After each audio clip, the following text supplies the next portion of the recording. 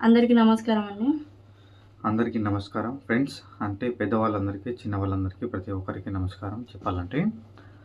అసలు విషయం ఏంటని చెప్పానంటే, ఆల్రెడీ మీకు షార్ట్‌లలో చెప్పాను. ఒక పెద్ద వీడియో కూడా పెట్టాను. ఎలా అని చెప్పేసంటే, మేము ఇంతకుముందుకు అయితే ఒక జగిత్యాల మీటింగ్ జరిగిందని చెప్పేసి వెళ్ళాము గదా! అక్కడ నాకు తెలిసి అయితే కేసీఆర్ మమ్మల్ని చూసుంటాడు ఖచ్చితంగా. ఇగ ఆయన చూసిండన్న ఆలోచనతోటే నేను చుట్టుపక్కలోళ్ళు కూడా చాలామంది చూసారు. ఇట్లా ఎమ్మెల్యేలు, మినిస్ట్రీలు ఎవరెవరైతే వచ్చారో వాళ్ళందరూ చూసారని చెప్పేసి నేనైతే ఆ వీడియో పెట్టాను. నేను పెట్టిన వీడియో కూడా వాళ్ళెవరో నార్మల్‌గా ఫ్యామిలీ మెంబర్స్ అనగానే చూస్తారన్న ఆలోచనతోటైతే చెల్లె ఛానెల్‌లో పెట్టాను. నా ఛానెల్‌లో కూడా పెట్టాను. అది చూసి మాకు కొంచెమన్నా రియాక్ట్ అయ్యి ఖచ్చితంగా వాళ్ళు వస్తారు, లేకపోతే మమ్మల్ని పిలుస్తారు, చెల్లెకు న్యాయం జరుగుతేమో అన్న ఆలోచనతోటైతే మేము ఖచ్చితంగా ఆ వీడియో అయితే పెట్టడం జరిగింది. కానీ చెప్పాలంటే మరి ఈ రాజకీయ నాయకులకైతే ఖచ్చితంగా ఎవరిని అనను. కేసీఆర్ సార్‌ననే కాదు, ఎవరిని కూడా అనను చెప్పాలంటే. కేసీఆర్ సార్ స్టార్టింగ్ నుంచే మన తెలంగాణ కోసం అయితే పోరాడారు. అది అందరికీ తెలిసిన విషయమే చెప్పాలంటే. అలాగే జనాల గురించి కూడా చాలా పరితపించారు. రైతుల గురించి పట్టించుకున్నారు. ఆత్మహత్యలు చేసుకుంటున్నారు. హత్యలు ఇట్లా చాలా రకాలుగా ఆత్మహత్యలు జరుగుతున్నాయని చెప్పేసి ఈ ఒకప్పుడు ఒక అమ్మాయి హ్మ్. గురించి తప్పు జరిగిందని జెప్పేసి నలుగురిని ఆ విషయం ఎన్‌కౌంటర్ గూడా ఆ చేపిచ్చారు. విషయం ఇప్పుడు కాదు గానీ, చెప్పాలంటే రైతుల గురించి పట్టించుకుంటున్నారు ఓకే. అలాగే చాలామంది ఇట్లా జనాలు చనిపోతున్నారు. వాళ్ళ గురించి కూడా చిన్న చిన్నగా పట్టించుకున్నారు. వాళ్ళకు ఏదో ఆర్థికంగా లేకపోతే వాళ్ళకు సహాయం చేశారు. కరెక్టే గానీ, మెయిన్‌గా విషయం ఏంటని చెప్పానంటే, చాలామందికి ఎవరు ఎలా చనిపోతున్నారో తెలీదు. ఆత్మహత్యలు జరిగినా ఎలా జరుగుతుందో తెలీదు గానీ, వాళ్ళే సోషల్ మీడియాలో కొంచెం ట్రెండింగ్ అవ్వలేవు. ట్రెండింగ్ అంటే చాలామంది ఎలా అని చెప్పేసంటే, వాళ్ళు పాపం పేదవాళ్ళు. అలాగే వాళ్ళకు బయట విషయాలు అంటే వాళ్ళని ఎవరు పట్టించుకోలేరు కాబట్టి వాళ్ళయి నార్మల్‌గా అలా జరిగిపోయినాయి. కానీ ఈ మధ్యలో ట్రెండింగ్ ఏదైతే ఇట్లా జరిగాయో, అటువంటి విషయాల్లో ఒక పాపకి ఇలా జరిగిందని చెప్పేసి ధర్నా చేస్తే అతన్ని ఎన్‌కౌంటర్ చేశారు.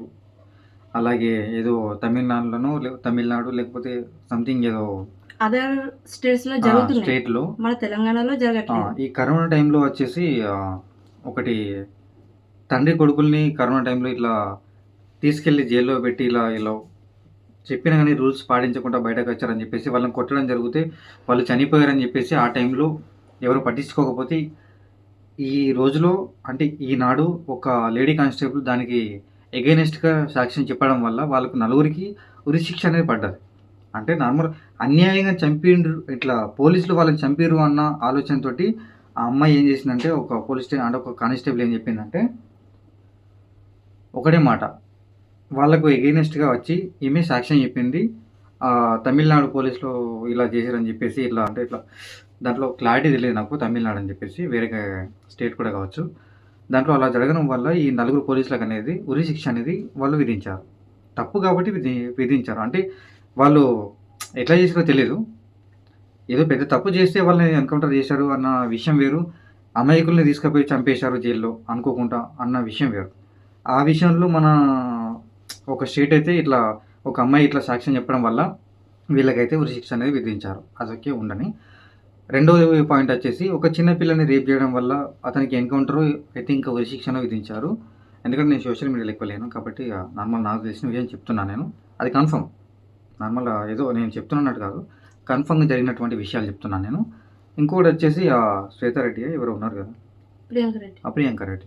ప్రియాంక రెడ్డి వచ్చేసి తను ఒక డాక్టర్ చెప్పాలంటే. ఒక హాస్పిటల్‌లో ఒక డాక్టర్ కాబట్టి తన మీద కూడా ఏదో మానభంగం చేశారు, అత్యాచారం చేశారు అన్న విషయంతోటి తనని కూడా ఇలా చంపేశారన్న విషయంతోటి ఎవరో ఐ థింక్ సజ్జనార్ అనే సార్ కాదు. ఎవరు ఇతను చంపాడో లేకపోతే వేరే పోలీసులు ఎన్‌కౌంటర్ చేస్తారో గ్యారంటీ లేదు. ఆ విషయం కూడా కొంచెం మనకు కన్‌ఫ్యూజన్ ఉన్నది. కానీ సజ్జనార్ సార్ ఇట్లా రంగంలో దిగారు, ఎన్‌కౌంటర్ చేశారు అన్న విషయం అయితే వీళ్ళు చెప్తున్నారు కాబట్టి సరే ఏదైతేనేముంది వాళ్ళకి అమ్మాయికైతే న్యాయం జరిగింది. ఆ విషయంలో కూడా అతనికి ఎన్‌కౌంటర్ అనేది విధించారు. పెద్దగా ఈ న్యూస్‌లో ఎలా అని చెప్పాలంటే పెద్దగా ఎళ్ళాయి కాబట్టి అటువంటి విషయాలైతే జరిగాయి. మరి మా చెల్లె విషయం ఏ విషయంలో తక్కువ జరిగింది? మా చెల్లె విషయంలో అంటే వచ్చేసి ప్రియాంక రెడ్డి డాక్టర్ గదా! తన పెద్ద స్థాయి గదా! అందుకే మనం middle class just. I think వాళ్ళు పెద్ద క్యాస్ట్ అని కావచ్చు, లేకపోతే పెద్ద వాళ్ళు అని చెప్పేసి కావచ్చు, లేకపోతే వాళ్ళకి ఎవరో సపోర్ట్ ఉండొచ్చు. అంటే నేను అడుగుతున్న క్వెషన్ ఏంటని చెప్పాలంటే మాకు ఎటువంటి సపోర్ట్ లేదనే కదా! ఇప్పుడు ఒక విషయం మీరు ఆలోచించండి. ఈ వీడియో ఎవరైతే చూస్తున్నారో ఖచ్చితంగా ఆంధ్ర, తెలంగాణ, తమిళనాడు, కేరళ, కర్ణాటక, కర్ణాటక, బెంగళూరు, బెంగళూరు మస్కట్, కువైట్ చాలా చెప్పాలంటే స్టేట్స్, అదర్ కంట్రీస్. ఒక్క కంట్రీ అనేది కాదు, చుట్టుపక్కల ఎన్ని కంట్రీస్ ఉన్నాయో అన్ని కంట్రీల నుంచి మాకైతే కాల్స్ వచ్చాయి. ఎందుకంటే మేము నార్మల్గా ఈ విషయం అనేది ఎక్కడగా వెళ్ళిందో అన్న ఆలోచనతో ఒక్కసారి నెంబర్ పెట్టాము. అలాగే మా గురించి తప్పుగా మాట్లాడుతున్నారు, తప్పుగా వీడియోలు పెడుతున్నారు, ఖచ్చితంగా మా దగ్గరికి వచ్చి ఇలా తెలుసుకోండి అన్న విషయంతో ఒక ఆలోచనతోటి మేము అయితే మా వైఫ్ నెంబర్, నా నెంబర్, మా అమ్మ నెంబర్ కానీ ఇట్లా పెట్టామని చెప్పేసి అన్నట్టు. అలా పెట్టడం వల్ల చాలా ప్రదేశాల నుంచి, చాలా రాష్ట్రాల నుంచి, చాలా కంట్రీల నుంచి అయితే మాకు కాల్స్ అయితే వచ్చాయి ఇలా. మరి మా చెల్లెది దీంట్లో తప్పైంది. ఈ విషయం ఒకటి ఈ గవర్నమెంట్ మాకైతే చెప్పాలి. సరే ఓకే. నేను మెయిన్‌గా చెప్పేది ఏంటని చెప్పంటే, గవర్నమెంట్ తీసి పెట్టండి. ఇప్పుడు నేను ఒక్కొక్కటిగా వీడియోస్ తీస్తూనే ఖచ్చితంగా ఉంటాను నేను. ఎందుకంటే మాకు చెల్లకు న్యాయం జరిగేదాకా. మేము ఏదో ఎవరి దగ్గరికో వెళ్తే, ఎవరినో కలిస్తే మాకు న్యాయం జరుగుతుందని చెప్పంటే, ఎవరి దగ్గరికి వెళ్ళినా ఏమంటున్నారు, నార్మల్‌గా వాళ్ళు చెప్పే విషయం ఏంటంటే, మేము చట్ట ప్రకారంగా న్యాయం చేస్తామని చెప్పేసి అంటున్నారు. మరి ఇంతకుముందు నేను ఒక విషయం చెప్పాను కదా స్టార్టింగ్ నుంచి, ఒక ముగ్గురికి ఇలా జరిగింది, వాళ్ళని ఉరిశిక్ష ఎన్కౌంటర్ చేశారని చెప్పేసి. ఆ రకంగా మాకు మాత్రం ఎవరు చేస్తా అని చెప్పేసి అనట్లేదు. ఎందుకు మరి? అంటే వాళ్ళు మనుషులు కాదా? లేకపోతే మా చెల్లి మనిషి కాదా? వాళ్ళు పెద్ద దివి నుంచి వచ్చినటువంటి దేవతలా? లేకపోతే ఎవరన్నా దేవుళ్ళా? లేకపోతే అంత పెద్ద హోదా ఉన్న వాళ్ళా? ఈ రాష్ట్రాన్ని శాసించే వాళ్ళా? వాళ్ళకు జరిగినటువంటి న్యాయం మాకెందుకు జరగదు? కొంతమంది ఏమంటున్నారంటే, మీ చెల్లె కుక్కానికి చేస్తే మరి అందరికి చేయాలి అని చెప్పేసి అన్నట్టు మాట్లాడుతున్నారు కదా! మరి వాళ్ళకెందుకు చేశారు? అన్న క్వశ్చన్ నాది. ఎలా అని చెప్పంటే, దిమాక్ అనేది ఉంటే ఒక్కసారి చాలామంది అసలు కొంచెం కామెంట్ చేయండి. చెప్పండి అంటే ఎలా అంటే, ఇప్పుడు వాళ్ళని చంపారు కాబట్టి అప్పుడు ఆలోచన లేదా మీకు? ఈ తెలంగాణ ప్రభుత్వానికి, లేకపోతే ఆంధ్ర వాళ్ళు అయినా, తెలంగాణలో అయినా కానీ, వీళ్ళందరూ మనుషులందరికీ నేను ఒకటే విషయం అడుగుతున్నాను. మన వాళ్ళందరిని అడుగుతున్నాను. మన ఫ్యామిలీ అని చెప్పేసి నేను అడుగుతున్నాను. మరి వాళ్ళని ఎన్కౌంటర్ చేసినప్పుడు, వాళ్ళకు ఉరిశిక్ష విధించినప్పుడు, మిగతా వాళ్ళు కూడా ఉన్నారు కదా మరి ఎన్కౌంటర్ ఇట్లా ఎలా అని చెప్పంటే, మానభంగాలు చేసిన వాళ్ళు, అలాగే మర్డర్ చేసిన వాళ్ళు, వాళ్ళందరూ ఉన్నారు కదా! మరి వాళ్ళందరికీ శిక్ష పడుతుంది కదా! లేకపోతే వేరే వాళ్ళు కూడా అడుగుతారు కదా వాళ్ళకి శిక్ష పడుతుందని చెప్పేసి. వాళ్ళందరినీ కూడా చంపాలని అడుగుతారు కదా! వీళ్ళని ఖచ్చితంగా శిక్షిస్తే, వీళ్ళని ఎన్కౌంటర్ చేస్తే, వీళ్ళని ఉరిశిక్ష తీస్తే అడుగుతారు అని చెప్పేసి ఆలోచించకుండా వాళ్ళకైతే మరి అటువంటి న్యాయం అయితే జరిపించారు. మరి మా విషయంలో ఏం జరుగుతుంది అసలు? ఆలోచించకుండా మా విషయంలో కూడా ఇలా చేయాలి కదా! చిన్న చిన్న విషయాలు చెప్పంటే నేను అసలు అనుకోవట్లేదు చెప్పాలంటే. మెయిన్‌గా ఈ విషయం ఒకటి ఆలోచించండి మెయిన్‌గా. నేరం అనే వర్డ్ నాకు రావట్లేదు చెప్పాలంటే. నేరం అనేది నాకు నా దృష్టిలో పెద్ద అది. ఒక మనిషిని చంపారు అన్న మాట తీయడం అనేది నా నోట్లోకి రావట్లేదు చెప్పాలంటే. నాకు చిన్నప్పటి నుంచి చిన్న చిన్న గొడవలు కూడా నాకు నచ్చవు. చిన్న గొడవలు నచ్చవు. నేను ఎవరితోటి చిన్న గొడవ పెట్టుకోను. ఎవరైనా అంబులెన్స్‌లో పెడితే కూడా అంటే ఇట్లా వెళ్తే కూడా ఏమనుకుంటానంటే, దేవుడా లోపల ఎవరున్నారో తెలీదు. వాళ్ళకి ఖచ్చితంగా న్యాయం జరిగేటట్టు చూడు. ఎలా అని చెప్పంటే వాళ్ళు బతికేలా చూడు. వాళ్ళకి ఏం ప్రాబ్లమ్ రాకుండా చూడు అని చెప్పేసి నేను ప్రేయర్ చేస్తూ ఉంటాను. దేవుని మొక్కుతూ ఉంటాను. అటువంటిది ఈ సమాజంలో ఒక మనిషి చంపి దర్జాగా రోడ్డు మీద తిరుగుతున్నాడు అంటే, ఇప్పుడు ఉన్నటువంటి సమాజంలో ఒక మనిషిని చంపడం అంటే రేపు పొద్దున కూడా ఎలా అంటే చిన్న పిల్లలు కూడా నేర్చుకుంటారండి. నేను మీ అందరికి చెప్తున్నాను. మీ ఇంట్లో ఉన్నటువంటి పిల్లలు కావచ్చు, మీ భర్త కావచ్చు, మీ తమ్ముడు కావచ్చు, మీ అన్న కావచ్చు, మీ తండ్రి కావచ్చు, ఎవరైనా కావచ్చు. ఈవెన్ ఆడోళ్ళైనా కావచ్చు. ఆడోళ్ళు మొగోళ్ళను కూడా చంపేయచ్చు. అలా చూసారు కదా డ్రమ్ములో, కుక్కర్లు, అలాగే నార్మల్గా సంచిలో గట్టి పారేసి ఎక్కడనో చంపేస్తున్నారు. ముక్కలు ముక్కలుగా నరిగి అక్కడ ఎక్కడో పడేస్తున్నారు. అంటే ఇన్ని జరుగుతున్నా కానీ ఈ చట్టం అనేటువంటిది మారట్లేదు. ఎందుకు? అది నా క్వశ్చన్. అంటే మనుషులు చంపి వీళ్ళు ఏమనుకుంటున్నారంటే, నార్మల్గా నేను జైలుకి వెళ్ళి వస్తాను, 10 సంవత్సరాలు 14 సంవత్సరాలు పోతే ఉంది, నేను చంపాను, చంపిన తర్వాత పెద్ద లాయర్ని పట్టుకుంటాను, లేకపోతే తప్పించుకొని తిరుగుతున్నాను, ఇట్లా వాళ్ళకి ఎలా మైండ్లో ఉంటుందంటే, చంపిన తర్వాత నేను తప్పించుకోగలను అనేటువంటి ఆలోచన వాళ్ళ మైండ్లో అనేది వస్తుందన్నమాట. వాళ్ళ మైండ్లో ఎలా వస్తుందంటే, చంపిన తర్వాత ఏదో లైన్ పట్టుకుంటా ఈజీగా బయటకు వస్తా, లేకపోతే తప్పించుకొని తిరుగుతా, ఒక 10 రోజుల తర్వాత, లేకపోతే నెల, సంవత్సరం, 10 సంవత్సరాలు, 5 సంవత్సరాల తర్వాత వాళ్ళు మర్చిపోతారు, నన్ను పట్టించుకోరు. ఈ చట్టం వేస్ట్, చెత్తది, ఎవరిని కూడా పట్టించుకోదు. ఈ తెలంగాణ ప్రభుత్వం అయినా చెప్పాలంటే వేరే రాష్ట్రం చెప్పండి, ఈ తెలంగాణ ప్రభుత్వం మమ్మల్ని పట్టించుకోదు, వేస్ట్, చెత్త అసలు చెప్పాలంటే.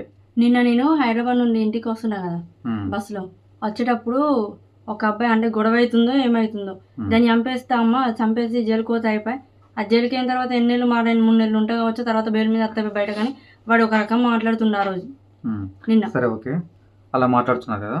నేను ఆల్రెడీ చాలా వీడియోలో కూడా చెప్పాను.